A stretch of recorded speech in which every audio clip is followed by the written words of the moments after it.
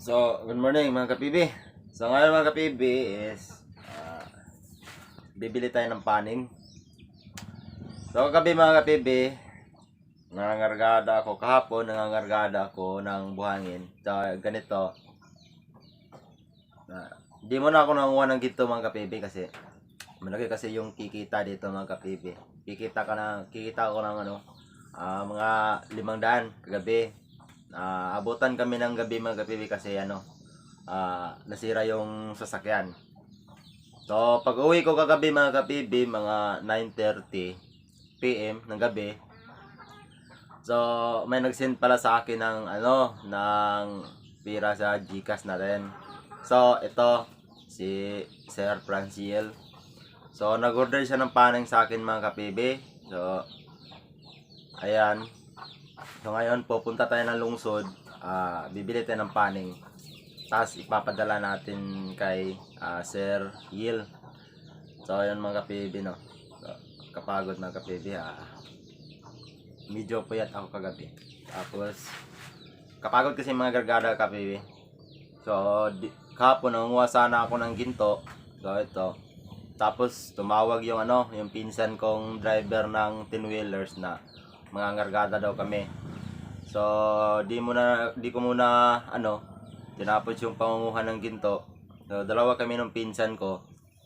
So umuwi muna kami tapos nangangargada kami. Ayun, naabutan kami ng alas 9 ng gabi kasi nasira yung sasakyan. Pero okay na rin mga kapibi kasi kumita kami ng 500. May 500 yung kita namin kagabi bawat isa. So okay na rin yun. So yung ginto namin, yung binanlas naming buhangin, di muna namin ginamitan ng paning, di namin clean up. So mamaya ng hapon kasi yung pinsan ko nangangargada sila ngayon, kunti lang, may isang biyahe na lang yon. Tapos ako, di na ako sasama ngayon mga kapibi kasi pupunta tayo ng lungsod at bibili tayo ng paning. So kape muna tayo mga kapibi. So yung misis ko na yung pinawithdraw ko ng pera mga kapibi sa GCash. Kaya pagkatapos kong magkape, so medyo yung buhok natin mga kapibi, magpapagupit muna tayo bago tayo pumunta ng lungsod.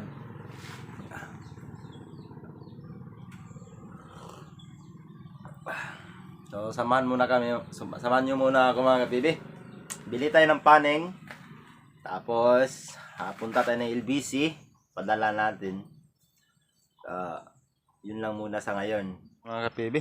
Punta na tayo sa lungsod. Pero papagupit muna tayo mga kapibi kasi pangit. Ayan. Ito lang yung simpleng-simple lang tayo pupunta ng lungsod mga kapibi. Papagupit muna tayo bago tayo puntang lungsod.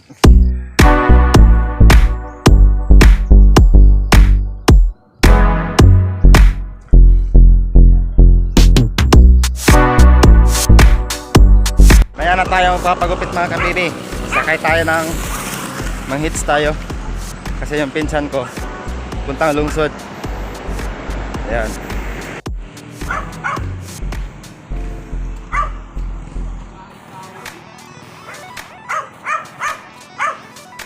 Unsa na ang filter na? Wala ka pini, oy.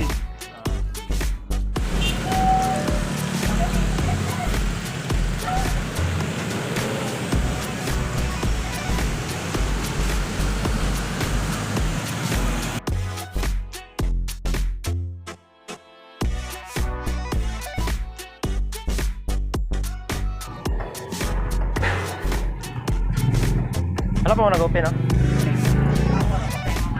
Pilingan.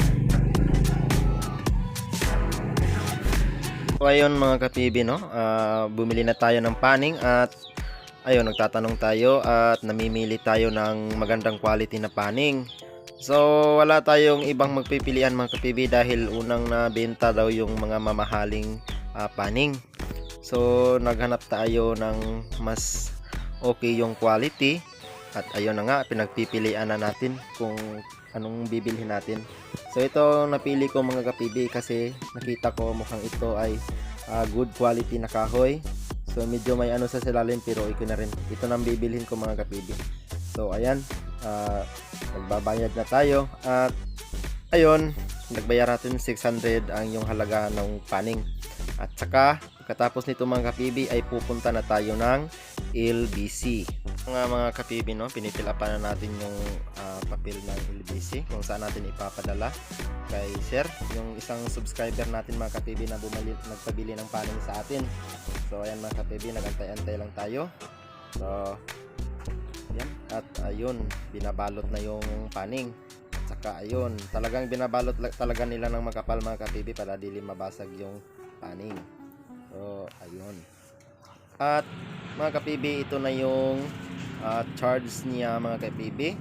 So ayan, 605 yung halaga nung charge ng paning. At saka magkasing ano lang sila mga kapibi kasi 600 yung paning tapos yung charge pala dito sa LBC is 605.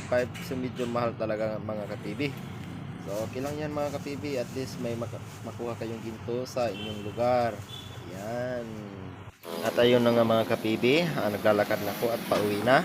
At ako'y magpapagupit dahil ayun mga kapibi, napaka taas na ng dugo ko. Ayan, patay na ako ng kapibi.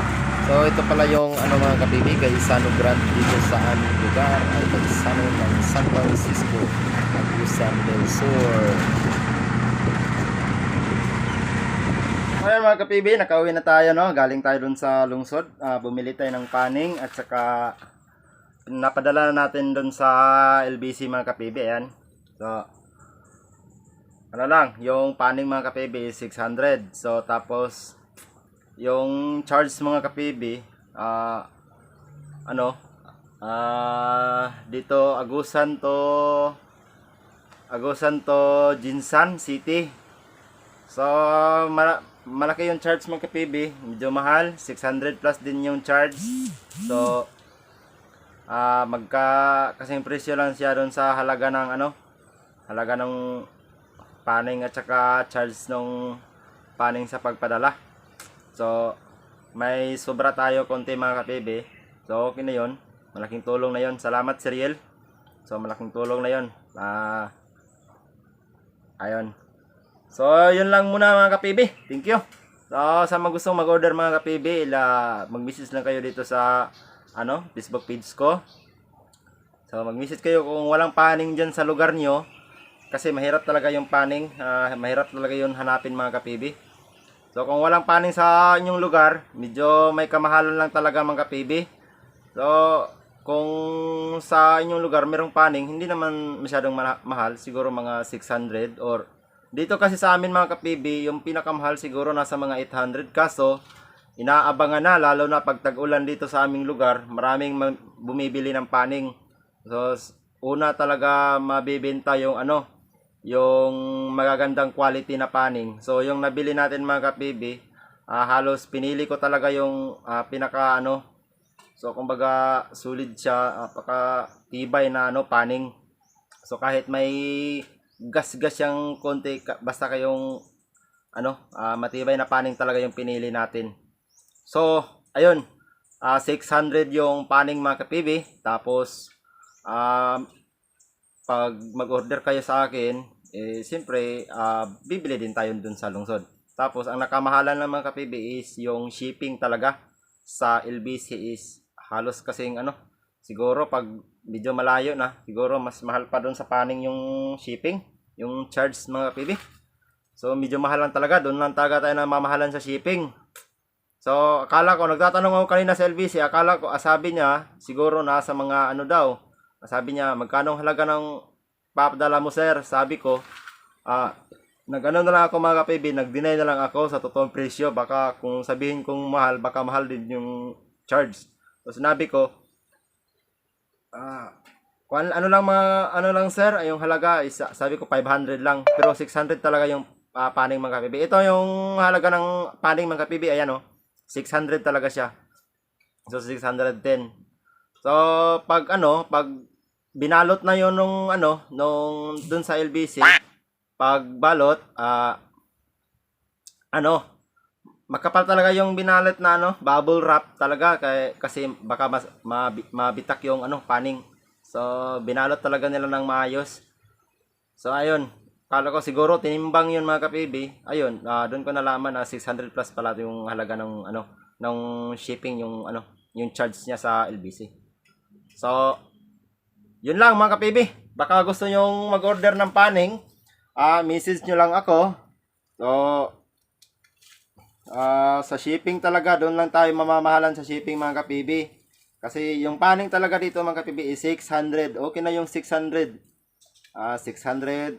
So merong, kung gusto nyo, ako ano, may maliit naman siguro tag 400. Pero okay na yun, pang sampo-sampo lang.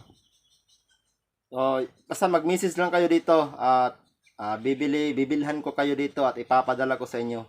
So, siyempre mga kapibi, pag once na mag-order kayo sa akin, so bibili ako doon. Kahit bigyan nyo lang ako ng konting ano, charge lang mga kapibi. Para din naman madili yung pang hanap buhay ko dito. So, yan. Kasi kanina, ngayong araw na yon, ngayong araw mga kapibi, alas 12 na, alas 12, bago lang ako nakakauwi galing dun sa lungsod. So, pumunta akong lungsod kanina mga alas 8. So, yun. So, Sir Yel, antayin mo na lang yung ano, yung pinadala kong paning. Ando na, pinadala ko na sa LBC. So, antayin mo na lang, Lods, yung paning dadating na yun sa inyo. So, yun lang muna sa ngayon mga kapibi. Thank you. So, ayan, salamat nga pala. Kung di nagpapadala si Riel ng kuan, hindi tayo mapagupit.